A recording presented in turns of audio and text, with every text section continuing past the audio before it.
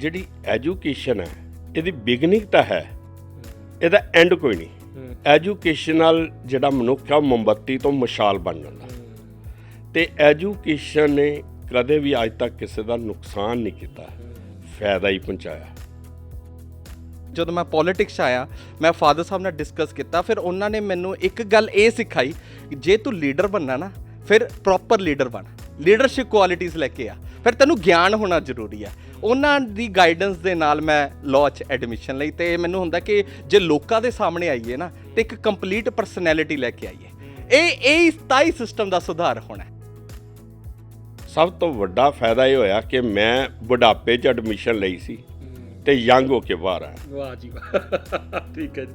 ਕਿਉਂਕਿ ਮੈਂ ਉੱਥੇ ਯੰਗਸਟਰ ਵਿੱਚ ਰਿਹਾ, ਵਿਦਿਆਰਥੀਆਂ ਵਾਂਗ ਵਿਚਰਿਆ, ਵਿਦਿਆਰਥੀਆਂ ਵਾਂਗ ਘੁੰਮੇ ਫਿਰੇ, ਵਿਦਿਆਰਥੀਆਂ ਵਾਂਗ ਨੱਚੇ ਟੱਪੇ, ਵਿਦਿਆਰਥੀਆਂ ਵਾਂਗ ਸਭ ਕੁਝ ਕੀਤਾ, ਅਤੇ ਮੈਨੂੰ ਇੰਝ ਲੱਗਿਆ ਕਿ ਮੈਂ ਜ਼ਿੰਦਗੀ ਦੇ ਪਿਛਲੇ ਪੜਾਅ ਚਲਾ ਗਿਆ। ਖੁਸ਼ਵੰਤ ਸਿੰਘ ਦੀਆਂ ਉਹ ਗੱਲਾਂ ਵੀ ਚੇਤੇ ਆਉਂਦੀਆਂ। ਉਹ ਕਹਿੰਦਾ ਹੁੰਦਾ ਸੀਗਾ ਕਿ ਹਮੇਸ਼ਾ ਯੰਗਸਟਰ ਵਿੱਚ ਰਹਿਣਾ ਚਾਹੀਦਾ। ਕਹਿੰਦੇ ਬਜ਼ੁਰਗਾਂ 'ਚ ਬੈਠਣ ਨਾਲ ਨਾ ਮੇਰਾ ਮਨੋਬਲ ਕਮਜ਼ੋਰ ਹੁੰਦਾ, ਜਵਾਨਾਂ 'ਚ ਬੈਠ ਕੇ ਮਨੋਬਲ ਤਕੜਾ ਹੁੰਦਾ, ਮਜ਼ਬੂਤ ਹੁੰਦਾ। ਅਤੇ ਸੋ ਉਹਦਾ ਅਹਿਸਾਸ ਮੈਨੂੰ ਵੀ ਹੋਇਆ ਕਿ ਜਵਾਨਾਂ 'ਚ ਰਹਿ ਕੇ ਮੈਂ ਜਵਾਨ ਹੋ ਗਿਆ। ਜੇ ਫਾਦਰ ਸਾਹਿਬ ਮਿਲਿਆ ਜਿਨ੍ਹਾਂ ਨੇ ਹਮੇਸ਼ਾ ਹੀ ਮੈਨੂੰ ਸਪੋਰਟ ਕੀਤਾ, ਤੇ ਉਹ ਹਮੇਸ਼ਾ ਇੱਕ ਗੱਲ ਕਹਿੰਦੇ ਹੁੰਦੇ ਸੀ ਕਿ ਜਿਹੜਾ ਵੀ ਕੰਮ ਕਰਨਾ ਨਾ ਪੁੱਤਰਾ ਦਿਲ ਨਾਲ ਕਰੀ। ਬਿਲਕੁਲ ਠੀਕ। ਤੇ ਕੋਸ਼ਿਸ਼ ਇਹੀ ਕਰਦਾ ਕਿ ਦਿਲ ਨਾਲ ਕੰਮ ਕਰਾਂ ਤੇ ਲੋਕਾਂ ਨੂੰ ਠੇਸ ਨਾ ਪਹੁੰਚਾਵਾਂ, ਲੋਕਾਂ ਦੀ ਭਲਾਈ ਲਈ, ਲੋਕਾਂ ਨੂੰ ਖੁਸ਼ੀ ਦਿਵਾਉਣ ਲਈ, ਲੋਕਾਂ ਨੂੰ ਹੱਕ ਦਿਵਾਉਣ ਲਈ, ਨੌਜਵਾਨਾਂ ਦੇ ਚਿਹਰੇ ਤੇ ਖੁਸ਼ੀ ਲਿਆਉਣ ਲਈ ਮੈਂ ਆਪਣਾ ਯੋਗਦਾਨ ਪਾ ਰਿਹਾ।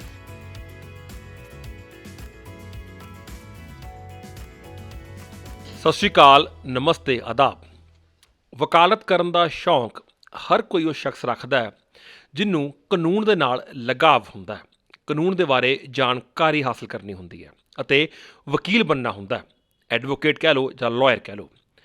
ਨੌਜਵਾਨੀ ਦੇ ਵਿੱਚ ਵਕਾਲਤ ਨੂੰ ਲੈ ਕੇ ਇੱਕ ਅਲੱਗ ਜਿਹਾ ਕਰੇਜ਼ ਹੈ। ਜੇ ਤੁਸੀਂ +2 ਕੀਤੀ ਹੈ ਤਾਂ ਤੁਸੀਂ ਇੰਟੀਗ੍ਰੇਟਿਡ 5 ਈਅਰ ਜਿਹੜਾ ਕੋਰਸ ਹੁੰਦਾ ਹੈ BA LLB ਉਹ ਕਰ ਸਕਦੇ ਹੋ। ਜੇ ਤੁਸੀਂ ਗ੍ਰੈਜੂਏਸ਼ਨ ਕੀਤੀ ਹੋਈ ਹੈ ਕਿਸੇ ਵੀ ਸਟਰੀਮ 'ਚ ਤਾਂ ਤੁਸੀਂ 3 ਈਅਰ ਲਾਅ ਹੁੰਦੀ ਹੈ LLB ਉਹ ਕਰ ਸਕਦੇ ਹੋ। ਨੌਜਵਾਨੀ ਵਿੱਚ ਤਾਂ ਇਹ ਆਮ ਗੱਲ ਹੈ, ਪਰ ਅੱਜ ਤੁਹਾਨੂੰ ਇੱਕ ਅਜਿਹੇ ਡੂ ਨਾਲ ਮਿਲਾਉਣ ਜਾ ਰਿਹਾ। ਡੂ ਹੈ ਪਿਓ ਪੁੱਤ ਦਾ। ਪਹਿਲਾਂ ਜਿਹੜੇ ਵੱਡੇ ਨੇ ਸਿਆਣੇ ਉਹਨਾਂ ਨਾਲ ਗੱਲਬਾਤ ਕਰਾਂਗੇ ਅਤੇ ਥੋੜ੍ਹਾ ਜਿਹਾ ਉਹਨਾਂ ਦੀ ਲਾਈਫ 'ਤੇ ਚਾਨਣਾ ਪਾਵਾਂਗੇ ਵੀ ਉਹ ਕੌਣ ਨੇ। ਪਹਿਲਾਂ ਗੱਲਬਾਤ ਕਰਦੇ ਹਾਂ ਅਤੇ ਸਵਾਗਤ ਕਰਦੇ ਹਾਂ ਗੁਜਰਾਂਵਾਲਾ ਗੁਰੂ ਨਾਨਕ ਖਾਲਸਾ ਕਾਲਜ ਤੋਂ ਪ੍ਰਿੰਸੀਪਲ ਰਿਟਾਇਰ ਹੋਏ ਨੇ ਪ੍ਰੋਫੈਸਰ ਮਨਜੀਤ ਸਿੰਘ ਕੋਮਲ ਜੀ। ਗੁਰੂ ਜੀ ਸਤਿ ਸ਼੍ਰੀ ਅਕਾਲ। ਸਤਿ ਸ਼੍ਰੀ ਅਕਾਲ ਜੀ। ਹੋਰ ਸੁਣਾਓ, ਸਿਹਤਾਂ ਠੀਕ ਠਾਕ? ਬਿਲਕੁਲ ਠੀਕ ਹੈ। ਸਿਹਤਾਂ ਬਾਰੇ ਮੈਂ ਕਿਉਂ ਪੁੱਛ ਰਿਹਾ, ਕਿਉਂਕਿ ਗੱਲਬਾਤ ਦਾ ਹੁਣ ਆਗਾਜ਼ ਹੋ ਰਿਹਾ। ਇਹਨਾਂ ਨੂੰ ਇੱਕ ਵੱਡਾ ਧੱਕਾ ਲੱਗਿਆ ਸੀ ਕੁਝ 6 ਸਾਲ ਪਹਿਲਾਂ, ਜਦੋਂ ਇਹਨਾਂ ਦੇ ਵੱਡੇ ਬੇਟੇ ਸੀ ਡਾਕਟਰ ਅਮਤੇਸ਼ਵਰ ਸਿੰਘ। BDS ਕਰਨ ਤੋਂ ਬਾਅਦ MDS ਕੀਤੀ ਡੈਂਟਲ ਦੇ ਵਿੱਚ, ਉਹ ਵੀ 골ਡ ਮੈਡਲ ਦੇ ਨਾਲ। ਲੇਕਿਨ ਇੱਕ ਛੋਟੇ ਜਿਹੇ ਹਾਦਸੇ ਨੇ ਪ੍ਰੋਫੈਸਰ ਮਨਜੀਤ ਸਿੰਘ ਕੋਮਲ ਜੀ ਦੀਆਂ ਅੱਖਾਂ 'ਚ ਸਾਰੀ ਜ਼ਿੰਦਗੀ ਵਾਸਤੇ ਅਥਰੂ ਭਰ ਦਿੱਤੇ ਸੀ।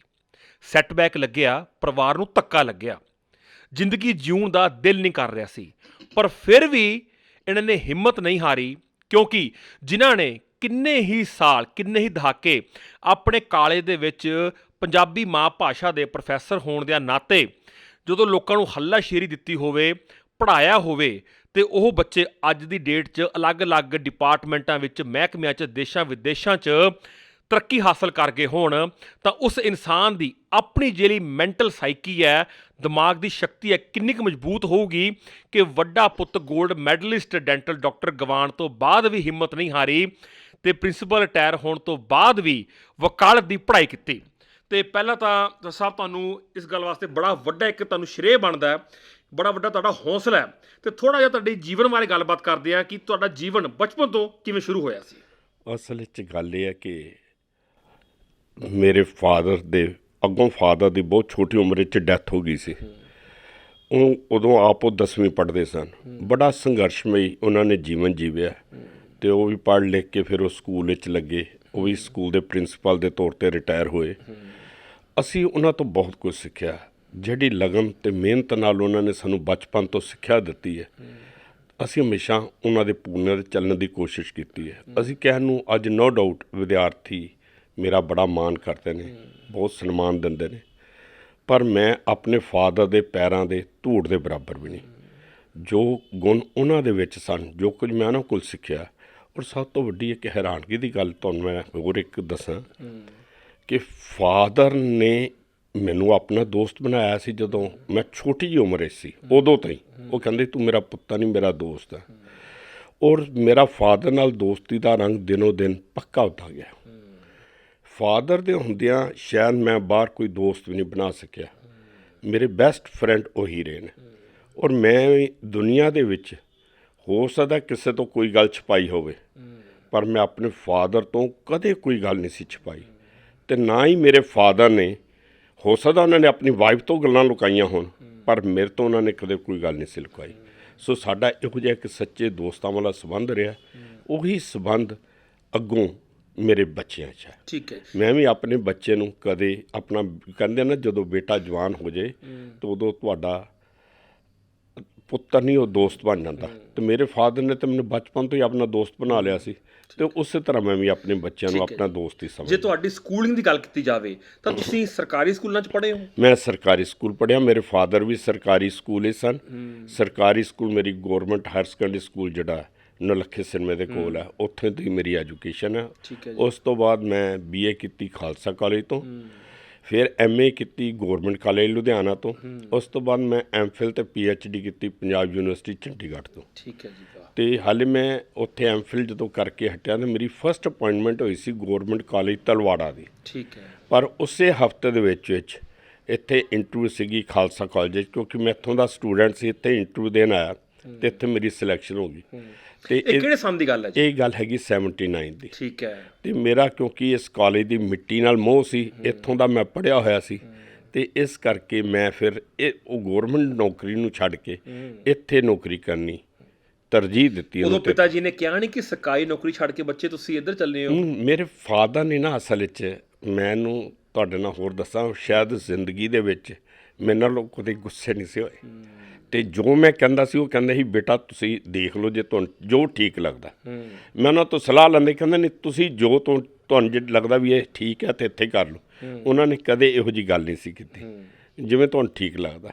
ਠੀਕ ਹੈ। ਅਤੇ ਨਾਲੇ ਇੱਕ ਹੋਰ ਗੱਲ ਹੈ ਕਿ ਜਿਹੜਾ ਇਨਸਾਨ ਹੈ ਨਾ, ਕੋਈ ਵੀ ਬੰਦਾ, ਉਹਦੇ ਗੁਣਾਂ ਦਾ ਪ੍ਰਭਾਵ ਤੁਸੀਂ ਭਾਵੇਂ ਜਿਹੜੇ ਮਰਜ਼ੀ ਪਲੇਟਫਾਰਮ 'ਤੇ ਹੋਵੋ, ਉਹ ਪੈਣਾ ਹੀ ਪੈਣਾ। ਠੀਕ ਹੈ। ਉਹਦੇ ਲਈ ਕੋਈ ਪਲੇਟਫਾਰਮ ਚੁਣਨ ਦੀ ਬਹੁਤਾ ਹੀ ਲੋੜ ਨਹੀਂ ਹੁੰਦੀ। ਅਤੇ ਨਾਲੇ ਜਿਹੜੀ ਤੁਹਾਡੀ ਪ੍ਰਤਿਭਾ ਨਾ ਲੋਕ ਆਪਣੇ ਆਪ ਜਾਣ ਲੈਂਦੇ ਨੇ, ਉਹਨਾਂ ਨੂੰ ਕੋਈ ਬਿਆਨ ਕਰਨ ਦੀ ਵੀ ਲੋੜ ਤੇ ਨਹੀਂ। ਕਿੰਨੇ ਸਾਲ ਤੁਸੀਂ ਪੰਜਾਬੀ ਜਿਹੜੀ ਭਾਸ਼ਾ ਵਾ ਉਹ ਪੜ੍ਹਾਈ ਹੈ ਖਾਲਸਾ ਕਾਲਜ 'ਚ? ਮੈਂ ਇਸ ਕਾਲਜ ਵਿੱਚ 79 ਤੋਂ ਲੈ ਕੇ ਮੈਂ 2015 ਦੇ ਦਸੰਬਰ ਵਿੱਚ ਰਿਟਾਇਰ ਹੋਇਆ। ਠੀਕ ਹੈ ਜੀ। ਔਰ ਮੈਂ ਆਪਣੀ ਜ਼ਿੰਦਗੀ ਦੇ ਵਿੱਚ ਨਵਪ੍ਰੀਤ ਜੀ ਕਿ ਕਦੇ ਵੀ ਸਟੂਡੈਂਟਸ ਨੂੰ ਇਹ ਨਹੀਂ ਸਿੱਖਿਆ ਕਿ ਤੁਸੀਂ ਮੇਰੀ ਕਲਾਸ ਦੇ ਵਿੱਚ ਹਾਜ਼ਰੀ ਦੀ ਖਾਤਰ ਆਉਣਾ। ਮੈਂ ਕਹਿੰਦੇ ਜੇ ਤੁਹਾਡਾ ਦਿਲ ਕਰਦਾ ਤਾਂ ਬੈਠੋ, ਮਜਬੂਰੀ ਨਾਲ ਇੱਥੇ ਬੈਠ ਕੇ ਪੜ੍ਹਨ ਦੀ ਲੋੜ ਨਹੀਂ। ਅਤੇ ਕਦੇ ਵੀ ਵਿਦਿਆਰਥੀਆਂ ਦੀ ਗਿਣਤੀ ਘੱਟ ਨਹੀਂ ਸੀ ਹੋਈ, ਕਿਉਂਕਿ ਮੇਰੇ ਫਾਦਰ ਵੀ ਇੱਕ ਗੱਲ ਕਹਿੰਦੇ ਹੁੰਦੇ ਸਨ ਕਿ ਹਮੇਸ਼ਾ ਜੋ ਪੜ੍ਹਨਾ ਦਿਲ ਨਾਲ ਪੜ੍ਹੋ ਅਤੇ ਬੁੱਧੀ ਨਾਲ ਵਿਚਾਰੋ। ਇਹੀ ਗੱਲ ਮੈਂ ਵਿਦਿਆਰਥੀਆਂ ਨੂੰ ਕਹਿੰਦਾ ਹੁੰਦਾ, ਜੇ ਤੁਹਾਡੇ ਦਿਲ ਵਿੱਚ ਹੈ ਅੱਜ ਕਲਾਸ ਲਾਉਣੀ ਤਾਂ ਉਸ ਦਿਨ ਲਾਓ, ਜੇ ਦਿਲ ਨਹੀਂ ਕਰਦਾ ਤਾਂ ਬਿਲਕੁਲ ਕਲਾਸ ਨਾ ਲਾਓ। ਬਿਲਕੁਲ ਠੀਕ ਹੈ। ਸੋ ਪੜ੍ਹਾਈ ਦੀ ਗੱਲ ਹੋ ਰਹੀ ਹੈ, ਦਿਲ ਦੀ ਗੱਲ ਹੋ ਰਹੀ ਹੈ, ਦਿਲੋਂ 2015 ਦੇ ਰਿਟਾਇਰਮੈਂਟ ਹੋਈ, ਉਸ ਤੋਂ ਬਾਅਦ ਤੁਸੀਂ ਘਰੇ ਆ ਜਾਂਦੇ ਹੋ। ਹਾਂਜੀ। ਫਿਰ ਮਨ 'ਚ ਕਦੋਂ ਆਉਂਦਾ ਕਿ ਹੁਣ ਮੈਂ LLB ਵਕਾਲਤ ਪੜ੍ਹਨੀ ਹੈ? ਇਹ ਮਨ 'ਚ ਕਦੋਂ ਆਉਂਦਾ? ਐਕਚੁਅਲੀ ਮੈਂ ਤੁਹਾਨੂੰ ਇੱਕ ਹੋਰ ਦੱਸਾਂ ਨਵਪ੍ਰੀਤ ਜੀ ਕਿ ਬੇਟਾ ਕਾਲਜ ਵਿੱਚ ਪ੍ਰੋਫੈਸਰ ਸੀਗਾ। ਇਹ ਕਿਉਂਕਿ ਜਿਵੇਂ ਮੈਂ ਤੁਹਾਨੂੰ ਦੱਸਿਆ ਸੀ ਠੋਸਦੇ ਨਹੀਂ ਇੱਕ ਦੂਜੇ ਉੱਤੇ, ਅਤੇ ਇਹ ਮੇਰਾ ਦੋਸਤ ਹੀ ਹੈ। ਬੇਟੇ ਨੇ ਇੱਕ ਦਿਨ ਕਿਤੇ ਕੋਈ ਨਵਜੋਤ ਸਿੰਘ ਸਿੱਧੂ ਆਏ ਸੀ ਕਾਲਜ, ਉਹਨਾਂ ਨੇ ਵਿਦਿਆਰਥੀਆਂ ਨੂੰ ਪ੍ਰੇਰਿਆ ਕਿ ਯੰਗਸਟਰ ਨੂੰ ਅੱਗੇ ਆਉਣਾ ਚਾਹੀਦਾ ਪੋਲੀਟਿਕਸ ਵਿੱਚ। ਅਤੇ ਇਹਨੇ ਅਗਲੇ ਦਿਨ ਕਲਾਸ 'ਚ ਗੱਲ ਕਰ ਰਿਹਾ ਸੀ ਅਤੇ ਸਟੂਡੈਂਟਸ ਨੇ ਅੱਗੋਂ ਕਿਹਾ ਕਿ ਤੁਸੀਂ ਵੀ ਤਾਂ ਯੰਗ ਹੋ, ਤੁਸੀਂ ਕਿਉਂ ਨਹੀਂ ਆਉਂਦੇ ਪੋਲੀਟਿਕਸ ਵਿੱਚ? ਅਤੇ ਨੌਕਰੀ ਤੋਂ ਰਿਜ਼ਾਈਨ ਕਰਕੇ ਇਹਨੇ ਪੋਲੀਟਿਕਸ ਜੁਆਇਨ ਕਰ ਲਈ। ਠੀਕ ਹੈ। ਫਿਰ ਜਦੋਂ ਪੋਲੀਟਿਕਸ ਜੁਆਇਨ ਕਰ ਲਈ ਅਤੇ ਮੈਂ ਇਹਨੂੰ ਇੱਕ ਗੱਲ ਕਹੀ, ਮੈਂ ਕਿਹਾ ਬੇਟਾ ਜੀ ਬਾਕੀ ਤਾਂ ਤੁਹਾਡੀ ਆਪਣੀ ਮਰਜ਼ੀ, ਜੇ ਤਾਂ ਤੁਸੀਂ ਪੋਲੀਟਿਕਸ ਵਿੱਚ ਵੀ ਆਉਣਾ ਅਤੇ ਇਹਦੇ ਲਈ ਨਾ ਇਹਦਾ ਬੇਸ ਹੈ ਲਾਅ ਦੀ ਐਜੂਕੇਸ਼ਨ, ਕਾਨੂੰਨ ਦੀ ਪੜ੍ਹਾਈ। ਇਹਦੇ ਤੋਂ ਨਾ ਕਿਉਂਕਿ ਜਿੰਨੇ ਵੀ ਐਕਚੁਅਲੀ ਜਿਹੜੇ ਪੋਲੀਟੀਸ਼ੀਅਨ ਨੇ, ਚਾਹੇ MLA ਨੇ, ਚਾਹੇ MP ਨੇ, ਇਹ ਸਾਡੇ ਲਾਅ ਮੇਕਰ ਨੇ। ਅਤੇ ਤੁਸੀਂ ਲਾਅ ਕਦੋਂ ਮੇਕ ਕਰੋਗੇ ਜੇ ਤੁਹਾਨੂੰ ਲਾਅ ਦੀ ਸਮਝ ਹੋਏਗੀ। ਅਤੇ ਇਸ ਕਰਕੇ ਨਾ ਤੁਹਾਨੂੰ ਇਹ ਚਾਹੀਦਾ ਹੈ ਕਿ ਤੁਸੀਂ ਜੇ ਲਾਅ ਦੀ ਇਹਦੇ ਨਾਲ ਪੜ੍ਹਾਈ ਕਰ ਲਓ। ਚਲੋ ਇਹਨਾਂ ਨੇ ਕਿਹਾ ਠੀਕ ਹੈ, ਇਹਨਾਂ ਨੇ ਲਾਅ 'ਚ ਐਡਮਿਸ਼ਨ ਲਈ। ਅਤੇ ਮੈਂ ਦਿਲ 'ਚ ਉਦੋਂ ਇਹ ਸੋਚਿਆ, ਵੈਸੇ ਵੀ ਨਾ ਇੱਕ ਅਰਿਸਟੋਟਲ ਨੇ ਇੱਕ ਥਾਂ 'ਤੇ ਕਿਹਾ ਕਿ education is the best provision for old age. ਜਿਹੜੀ ਐਜੂਕੇਸ਼ਨ ਹੈ ਇਹਦੀ ਬਿਗਨਿੰਗ ਤਾਂ ਹੈ, ਇਹਦਾ ਐਂਡ ਕੋਈ ਨਹੀਂ। ਫਿਰ ਜਿਹੜੀ ਐਜੂਕੇਸ਼ਨ ਹੈ ਕੋਈ ਨਵਾਂ ਜਾਣਨ ਦੀ ਜਿਗਿਆਸਾ ਦਾ ਨਾਮ ਹੈ। ਐਜੂਕੇਸ਼ਨ ਨਾਲ ਜਿਹੜਾ ਮਨੁੱਖ ਆ ਉਹ ਮੋਮਬੱਤੀ ਤੋਂ ਮਸ਼ਾਲ ਬਣ ਜਾਂਦਾ। ਅਤੇ ਐਜੂਕੇਸ਼ਨ ਨੇ ਕਦੇ ਵੀ ਅੱਜ ਤੱਕ ਕਿਸੇ ਦਾ ਨੁਕਸਾਨ ਨਹੀਂ ਕੀਤਾ, ਫਾਇਦਾ ਹੀ ਪਹੁੰਚਾਇਆ। ਅਤੇ ਮੈਨੂੰ ਵੀ ਬੜਾ ਫਾਇਦਾ ਪਹੁੰਚਿਆ ਇਸ ਓਲਡ ਏਜ ਵਿੱਚ ਐਡਮਿਸ਼ਨ ਲੈਣ ਦਾ। ਸਭ ਤੋਂ ਵੱਡਾ ਫਾਇਦਾ ਇਹ ਹੋਇਆ ਕਿ ਮੈਂ ਬੁਢਾਪੇ 'ਚ ਐਡਮਿਸ਼ਨ ਲਈ ਸੀ ਅਤੇ ਯੰਗ ਹੋ ਕੇ ਬਾਹਰ ਆਇਆ। ਵਾਹ ਜੀ ਵਾਹ, ਠੀਕ ਹੈ ਜੀ। ਕਿਉਂਕਿ ਮੈਂ ਉੱਥੇ ਯੰਗਸਟਰ ਵਿੱਚ ਰਿਹਾ, ਬੇਟਾ ਵੀ ਮੇਰੇ ਨਾਲ ਸੀ ਅਤੇ ਵਿਦਿਆਰਥੀਆਂ ਵਾਂਗ ਵਿਚਰਿਆ, ਵਿਦਿਆਰਥੀਆਂ ਵਾਂਗ ਘੁੰਮੇ ਫਿਰੇ, ਵਿਦਿਆਰਥੀਆਂ ਵਾਂਗ ਨੱਚੇ ਟੱਪੇ, ਵਿਦਿਆਰਥੀਆਂ ਵਾਂਗ ਸਭ ਕੁਝ ਕੀਤਾ। ਅਤੇ ਮੈਨੂੰ ਇੰਝ ਲੱਗਿਆ ਕਿ ਮੈਂ ਜ਼ਿੰਦਗੀ ਦੇ ਪਿਛਲੇ ਪੜਾਅ ਚਲਾ ਗਿਆ। ਮੈਂ ਜਦੋਂ ਪ੍ਰੋਫੈਸਰ ਹੁੰਦਾ ਸੀ ਨਾ ਤਾਂ ਮੈਂ ਆਪਣੇ ਵਿਦਿਆਰਥੀਆਂ ਨੂੰ ਕਹਿੰਦਾ ਹੁੰਦਾ ਸੀ, ਬੱਚਿਓ ਇਹ ਤੁਹਾਡਾ ਗੋਲਡਨ ਪੀਰੀਅਡ ਆ ਲਾਈਫ ਦਾ। ਇਹ ਕਾਲਜ ਦੀ ਜਿਹੜੀ ਐਜੂਕੇਸ਼ਨ ਤੁਸੀਂ ਲੈਣ ਆਇਓ, ਅਸੀਂ ਅੱਜ ਤਰਸਦੇ ਹਾਂ ਕਿ ਅਸੀਂ ਦੁਬਾਰਾ ਇਹਨਾਂ ਡੈਸਕਾਂ 'ਤੇ ਬੈਠੀਏ, ਪਰ ਬੈਠਣ ਦਾ ਮੌਕਾ ਨਹੀਂ। ਅਤੇ ਤੁਸੀਂ ਇਹ ਜਿਹੜਾ ਤੁਹਾਨੂੰ ਗੋਲਡਨ ਚਾਂਸ ਮਿਲਿਆ ਇਹਨੂੰ ਰੱਜ ਕੇ ਜੀਓ। ਮੈਨੂੰ ਤੇ ਰੱਬ ਨੇ ਇਹ ਸੁਭਾਗ ਪ੍ਰਾਪਤ ਹੋਇਆ ਕਿ ਮੈਂ ਦੁਬਾਰਾ ਵਿਦਿਆਰਥੀ ਜੀਵਨ ਵਿੱਚ ਜਾਣ ਦਾ ਮੈਨੂੰ ਮੌਕਾ ਮਿਲ ਗਿਆ। ਸੋ ਉਹ ਮੈਂ ਯੰਗਸਟਰ ਵਿੱਚ ਰਹਿ ਕੇ ਉਹ ਸਾਰੀਆਂ ਫੀਲਿੰਗਸ ਵੀ ਉੱਦਾਂ ਹੀ ਹੋਈਆਂ। ਮੈਨੂੰ ਨਾ ਫਿਰ ਖੁਸ਼ਵੰਤ ਸਿੰਘ ਦੀਆਂ ਉਹ ਗੱਲਾਂ ਵੀ ਚੇਤੇ ਆਉਂਦੀਆਂ। ਉਹ ਕਹਿੰਦਾ ਹੁੰਦਾ ਸੀਗਾ ਕਿ ਹਮੇਸ਼ਾ ਯੰਗਸਟਰ ਵਿੱਚ ਰਹਿਣਾ ਚਾਹੀਦਾ। ਉਹਨੂੰ ਕਿਸੇ ਨੇ ਸਵਾਲ ਕੀਤਾ ਵੀ ਤੁਸੀਂ ਐਡੇ ਬਜ਼ੁਰਗ ਹੋ ਗਏ ਹੋ, ਤੁਸੀਂ ਆਪਣੀ ਹਮ ਉਮਰ ਦੇ ਬਜ਼ੁਰਗਾਂ 'ਚ ਕਿਉਂ ਨਹੀਂ ਬੈਠਦੇ? ਕਹਿੰਦੇ ਬਜ਼ੁਰਗਾਂ 'ਚ ਬੈਠਣ ਨਾਲ ਨਾ ਮੇਰਾ ਮਨੋਬਲ ਕਮਜ਼ੋਰ ਹੁੰਦਾ, ਜਵਾਨਾਂ 'ਚ ਬੈਠ ਕੇ ਮਨੋਬਲ ਤਕੜਾ ਹੁੰਦਾ, ਮਜ਼ਬੂਤ ਹੁੰਦਾ। ਅਤੇ ਸੋ ਉਹਦਾ ਅਹਿਸਾਸ ਮੈਨੂੰ ਵੀ ਹੋਇਆ ਕਿ ਜਵਾਨਾਂ 'ਚ ਰਹਿ ਕੇ ਮੈਂ ਜਵਾਨ ਹੋ ਕੇ ਆਇਆ। ਦੂਜਾ ਸਭ ਤੋਂ ਵੱਡਾ ਫਾਇਦਾ ਨਵਪ੍ਰੀਤ ਜੀ ਮੈਨੂੰ ਇਹ ਹੋਇਆ ਕਿ ਸਾਡਾ ਖੂਨ ਦਾ ਰਿਸ਼ਤਾ ਦਿਲ ਦੇ ਰਿਸ਼ਤੇ 'ਚ ਬਦਲਿਆ। ਮੇਰਾ ਬੇਟਾ ਮੇਰੇ ਨਾਲ ਸੀ, ਨੋ ਡਾਊਟ ਮੈਂ ਉਹਨੂੰ ਦੋਸਤ ਸਮਝਦਾ ਸੀ, ਉਹ ਵੀ ਮੇਰੇ ਨਾਲ ਦੋਸਤਾਂ ਵਾਂਗ ਵਿਚਰਦਾ ਸੀ। ਪਰ ਜਦੋਂ ਅਸੀਂ 3 ਸਾਲ ਇਕੱਠੇ ਰਹੇ ਹਾਂ, ਇਕੱਠੇ ਖਾਧਾ ਪੀਤਾ, ਇਕੱਠੇ ਪੜ੍ਹੇ, ਇਕੱਠੇ ਡਿਸਕਸ ਕਰਦੇ ਰਹੇ, ਇਕੱਠੇ ਘੁੰਮਦੇ ਰਹੇ, ਇਕੱਠੇ ਕਲਾਸਾਂ 'ਚ ਬਹਿੰਦੇ ਰਹੇ, ਇਕੱਠੇ ਇੱਕੋ ਡੈਸਕ 'ਤੇ ਬਹਿੰਦੇ ਰਹੇ ਨਾਲ। ਉਹਦੇ ਨਾਲ ਜਿਹੜਾ ਸਾਡਾ ਖੂਨ ਦਾ ਰਿਸ਼ਤਾ ਸੀ ਨਾ ਉਹ ਦਿਲ ਦੇ ਗਹਿਰੇ ਰਿਸ਼ਤੇ 'ਚ ਬਦਲ ਗਿਆ। ਅਤੇ ਜਿਹੜਾ ਤੁਹਾਨੂੰ ਪਤਾ ਦਿਲ ਦਾ ਰਿਸ਼ਤਾ ਨਾ ਇਹ ਖੂਨ ਦੇ ਰਿਸ਼ਤੇ ਨਾਲੋਂ ਕਿਤੇ ਜ਼ਿਆਦਾ ਪਾਵਰਫੁਲ ਹੁੰਦਾ। ਸੋ ਉੱਥੇ 3 ਸਾਲ ਜੋ ਮੈਂ ਸੁਗਾਤ ਪ੍ਰਾਪਤ ਕਰਕੇ ਆਇਆ, ਇਹਨਾਂ 3 ਸਾਲਾਂ ਦੇ ਵਿੱਚ ਮੇਰੇ ਬੇਟੇ ਦੇ ਨਾਲ ਜਿਹੜਾ ਦੋਸਤੀ ਦਾ ਰੰਗ ਗੂੜਾ ਹੋਇਆ ਉਹਦਾ ਕੋਈ ਮੁੱਲ ਨਹੀਂ। ਠੀਕ ਇਹ ਸਭ ਤੋਂ ਵੱਡੀ ਸੁਗਾਤ ਹੈ ਜਿਹੜੀ ਮੈਨੂੰ ਉੱਥੋਂ ਪ੍ਰਾਪਤ ਹੋਈ ਅਤੇ ਜੋ ਮੈਂ ਲੈ ਕੇ ਆਇਆ। ਅਤੇ ਮੈਨੂੰ ਇਸ ਗੱਲ ਦਾ ਫਖਰ ਵੀ ਹੈ ਕਿ ਅੱਜ ਬੇਟਾ ਮੇਰੇ ਨਾਲੋਂ ਅੱਗੇ ਨਾਲੋਂ ਵੀ ਜ਼ਿਆਦਾ ਥਿੱਕ ਹੋਇਆ। ਸਾਡੀ ਆਪਸ ਵਿੱਚ ਦੋਸਤੀ ਦਾ ਲੈਵਲ ਬਹੁਤ ਮਜ਼ਬੂਤ ਹੋਇਆ ਅਤੇ ਮੈਨੂੰ ਇਹ ਚੰਗਾ ਲੱਗਿਆ। ਬਿਲਕੁਲ ਠੀਕ ਹੈ। ਅਤੇ ਉਹੀ ਗੱਲ ਹੈ ਵੀ learning is a never ending process ਹੈ ਇਹ। ਅਤੇ ਪਰ ਤੁਸੀਂ ਐਮਫਿਲ ਕੀਤੀ, PhD ਕੀਤੀ, ਉਹ ਤੁਸੀਂ ਆਪਣਾ ਰੋਲ ਲਾਈਫ ਦਾ ਬਖੂਬੀ ਨਿਭਾਇਆ।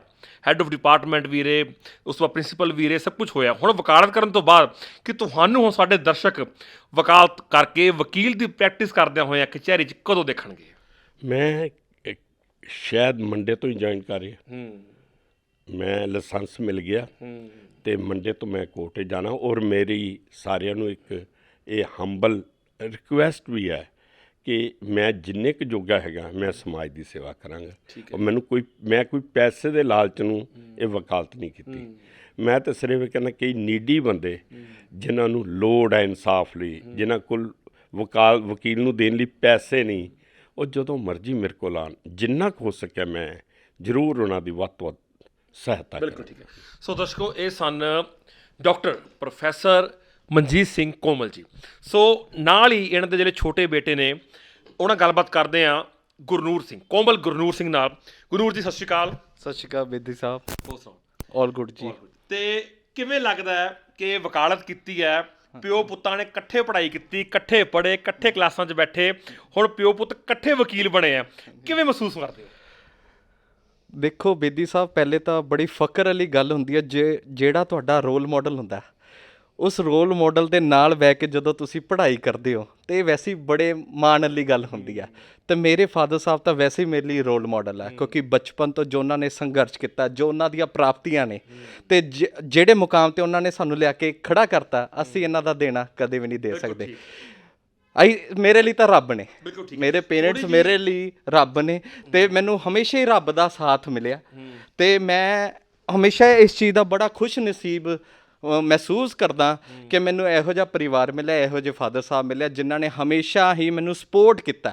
ਤੇ ਉਹ ਹਮੇਸ਼ਾ ਇੱਕ ਗੱਲ ਕਹਿੰਦੇ ਹੁੰਦੇ ਸੀ ਕਿ ਜਿਹੜਾ ਵੀ ਕੰਮ ਕਰਨਾ ਨਾ ਪੁੱਤਰਾ ਦਿਲ ਨਾਲ ਕਰੀ। ਬਿਲਕੁਲ ਠੀਕ। ਤੇ ਕੋਸ਼ਿਸ਼ ਇਹੀ ਕਰਦਾ ਕਿ ਦਿਲ ਨਾਲ ਕੰਮ ਕਰਾਂ ਤੇ ਲੋਕਾਂ ਨੂੰ ਠੇਸ ਨਾ ਪਹੁੰਚਾਵਾਂ, ਲੋਕਾਂ ਦੀ ਭਲਾਈ ਲਈ, ਲੋਕਾਂ ਨੂੰ ਖੁਸ਼ੀ ਦਿਵਾਉਣ ਲਈ, ਲੋਕਾਂ ਨੂੰ ਹੱਕ ਦਿਵਾਉਣ ਲਈ, ਨੌਜਵਾਨਾਂ ਦੇ ਚਿਹਰੇ ਤੇ ਖੁਸ਼ੀ ਲਿਆਉਣ ਲਈ ਮੈਂ ਆਪਣਾ ਯੋਗਦਾਨ ਪਾ ਰਿਹਾ। ਤੁਹਾਡਾ ਵੀ ਪੋਲਿਟਿਕਸ 'ਚ ਖਾਸਾ ਇੰਟਰਸਟ ਰਿਹਾ ਹੈ, ਕਈ ਪੋਲੀਟੀਕਲ ਪਾਰਟੀਆਂ ਦੇ ਨਾਲ ਤੁਹਾਡੀ ਗੱਲਬਾਤ ਵੀ ਹੋਈ ਹੈ, ਤੁਸੀਂ ਕਈ ਵਾਰ ਲੈਕਚਰਸ ਤਿਆਰ ਕੀਤੇ ਹੈ, ਕਈ ਵਾਰ ਤੁਹਾਨੂੰ ਟੀਵੀ ਤੇ ਵੀ ਸਾਡੇ ਦਰਸ਼ਕਾਂ ਨੇ ਦੇਖਿਆ ਹੋਣਾ, ਕਦੇ ਕਦੇ ਕਿਸੇ ਪਾਰਟੀ ਵੱਲੋਂ ਆ ਕੇ ਐਜ਼ ਅ ਸਪੋਕਸ ਪਰਸਨ ਤੁਸੀਂ ਕੰਮ ਕਰਦੇ ਰਹੇ ਹੋ।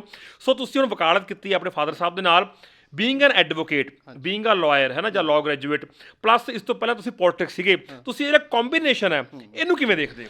ਦੇਖੋ ਬੇਦੀ ਸਾਹਿਬ, ਸਭ ਤੋਂ ਪਹਿਲਾਂ ਨਾ ਸਾਨੂੰ ਦਰਸ਼ਕਾਂ ਨੂੰ ਇਹ ਸਮਝਣ ਦੀ ਲੋੜ ਹੈ ਕਿ ਜਿਹੜੇ MLAs ਨੇ they are policy makers, they are law makers. ਤੇ ਕਾਨੂੰਨ ਉਹੀ ਬੰਦਾ ਬਣਾ ਸਕਦਾ ਜਿਹਨੂੰ ਕਾਨੂੰਨ ਦੀ ਸਮਝ ਹੋਵੇ। ਜਿਹੜੇ ਮੈਂਬਰ ਪਾਰਲੀਮੈਂਟ ਨੇ ਉਹ ਲੋਕ ਸਭਾ ਦੇ ਮੈਂਬਰ ਨੇ, ਉਹਨਾਂ ਨੇ ਵੀ ਉੱਥੇ ਬਹਿ ਕੇ ਪਾਲਿਸੀਜ਼ ਬਣਾਉਣੀਆਂ। ਸੋ ਬੇਸਿਕਲੀ ਜਿਹੜਾ ਸਾਡਾ ਰਾਜ ਹੈ ਨਾ, ਆਪਾਂ ਰਾਜਨੀਤੀ ਕਹਿੰਦੇ ਆ, ਰਾਜਨੀਤੀ ਕਿਉਂ ਕਹਿੰਦੇ ਆ? ਨੀਤੀ ਦਾ ਰਾਜ। ਤੇ ਨੀਤੀਆਂ ਕਿੰਨੇ ਬਣਾਉਣੀਆਂ? ਵਿਧਾਨ ਸਭਾ ਦੇ ਮੈਂਬਰਸ ਨੇ, MLAs ਨੇ। ਸੋ ਬੇਸਿਕਲੀ ਜੇ ਆਪਾਂ ਚੰਗੀ ਨੀਤੀਆਂ ਬਣਾਵਾਂਗੇ ਤਾਂ ਹੀ ਸਾਨੂੰ ਹੱਕ ਮਿਲਣਗੇ।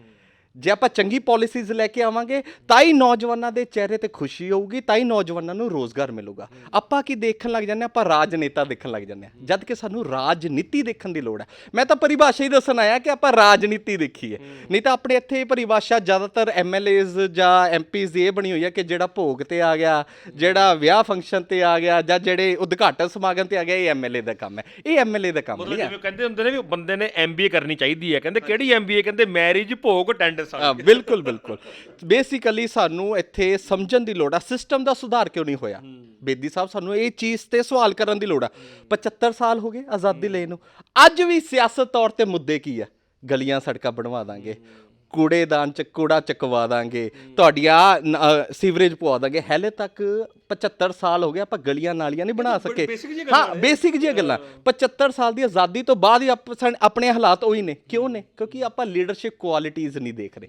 ਜਦੋਂ ਤੱਕ ਆਪਾਂ ਲੀਡਰਸ਼ਿਪ ਕੁਆਲਿਟੀ ਵੱਲ ਅਟਰੈਕਟ ਨਹੀਂ ਹੋਵਾਂਗੇ, ਉਹਨਾਂ ਨੂੰ ਵੋਟਾਂ ਨਹੀਂ ਪਾਵਾਂਗੇ, ਚੰਗੇ ਬੰਦਿਆਂ ਨੂੰ ਵੋਟਾਂ ਨਹੀਂ ਪਾਵਾਂਗੇ, ਚੰਗੇ ਬੰਦਿਆਂ ਨੂੰ ਵਿਧਾਨ ਸਭਾ ਤੱਕ ਲੈ ਕੇ ਨਹੀਂ ਜਾਵਾਂਗੇ, ਉਦੋਂ ਤੱਕ ਸੁਧਾਰ ਨਹੀਂ ਹੋਣਾ। ਪਾਰਟੀਆਂ ਬਦਲਣ ਨਾਲ ਵੀ ਨਹੀਂ ਸੁਧਾਰ ਹੋਣਾ।